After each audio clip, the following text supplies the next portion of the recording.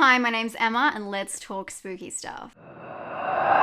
Trailers these days walk a tightrope. They can either hype the audience up or reveal too much. The sweet spot is somewhere in the middle, but more dreaded than a spoiler shot in a trailer is the oversell. That clever trailer that sells you up the river. The Medium is a 2021 Thai horror that had many horror enthusiasts excited about this unique and haunting trailer. Boasting scenic shots in an ominous landscape, the movie presented itself as a documentary that would suck the viewer into another culture, revealing the darkest evils on Earth. This was set to be a unique horror with something to say, and let me tell you, I was listening, but I was delivered something very different. Directed by Pangjong Paisinthanakon of acclaimed Thai horror movies Shudder and Alone, The Medium is a film about shamanism, which is a religious practice passed down where a medium interacts with the spiritual realm. And already I'm sure I have your attention.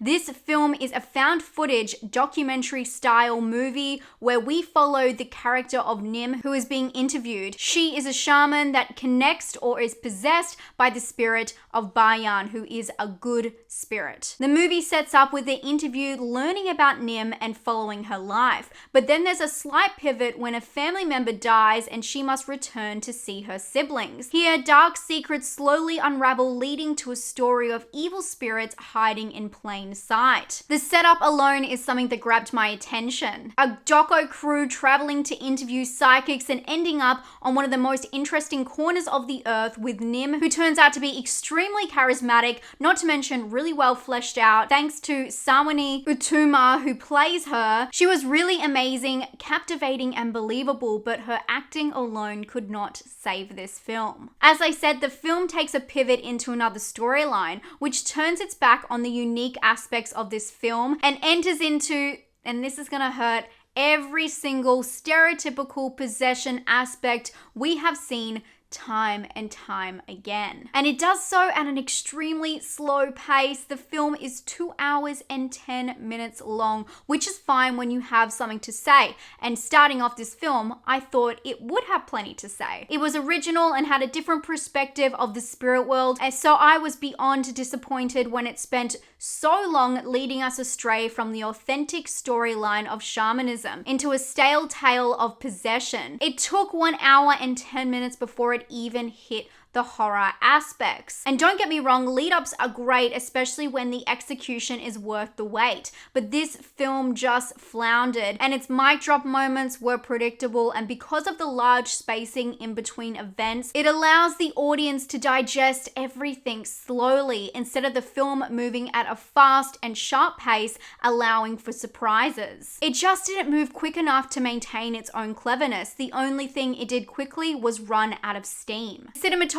also amplified this. In the trailer, we see these amazing static shots that paint the surroundings and the haunting atmosphere. But the film feels like it's one of two minds, or really two types of cinematography. We have these beautiful, chilling cinematic moments, and then these more realistic day shots and interviews, which I mean, they are intended to be realistic. This is a documentary or found footage film after all, but then when you pair it with these cinematic B-roll shots, it's very confusing what they're angling at. It's like the interview footage and parts of the story are portrayed as this muted, bland, raw footage, and then there's these intense moments that are shot with high contrast and color grading, playing into the texture and shadows. Speaking of the cameras themselves, a big part of found footage is explaining why the cameras are there to start with, which they do so at the start of this film. As we've discussed, we are following Nim's journey.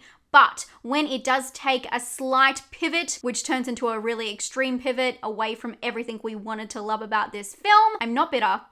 I'm talking about when she goes home to visit her family. All of a sudden, the cameras are just following everyone around. They're being very invasive. They're following them in private moments, down streets, in moments where no one should be around. I don't understand how it went from being a documentary about shamanism into this weird documentary about this family without any of their permission, and they seem like quite private people. She's also mildly estranged from her family, and they sure don't mind taking on a strange camera crew into their house. They try to grasp at excuses for this, and the fourth wall is broken a couple of times where they mention, why are you filming everything? Trying to justify that the cameras are still hanging around. I still don't buy the reasoning though. It in no way explains why they're there during so many private events. Overall, obviously, I'm a bit disappointed by this film. It had the perfect setup with Nim, who was the perfect host for this extremely unique story told from a perspective we have not seen before in horror. But instead, somehow we end up taking a complete sidestep and focusing on aspects we've seen time and time again. There is a grand finale with plenty of blood in this film, so if you're into gore, they do have that.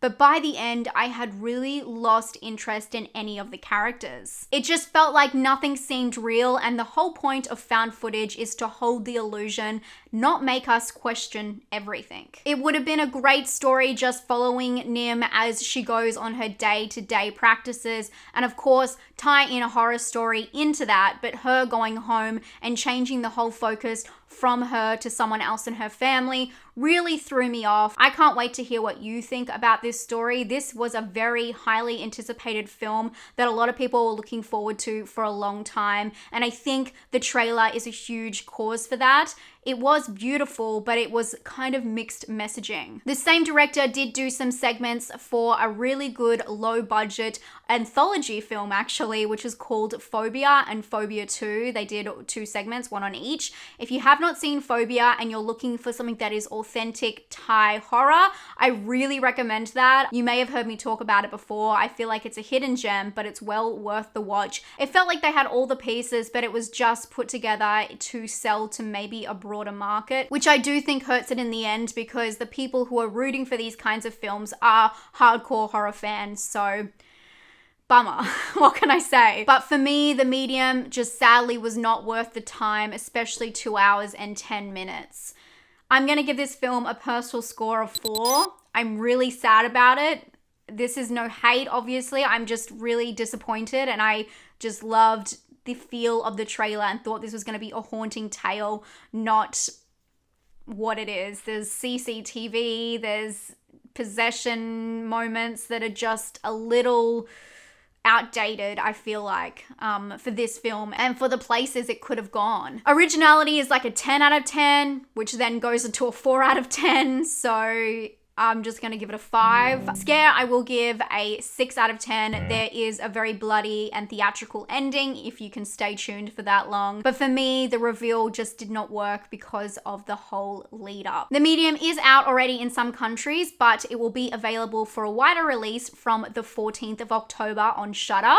Let me know what you think for the 20th time. I can't wait to read all of your thoughts. I hope you're staying safe and staying spooky in this spooky season, and I'll be back very soon for a fun video. Thank you all so much for watching. If you'd like to subscribe, we're on the road to 100K, which is very strange to say. I do videos focused on horrors and thrillers every single week, giving you a lot to put on your to-watch list, and the next one is gonna be packed full of suggestions. So I'll see you then. Stay spooky, friends. Bye.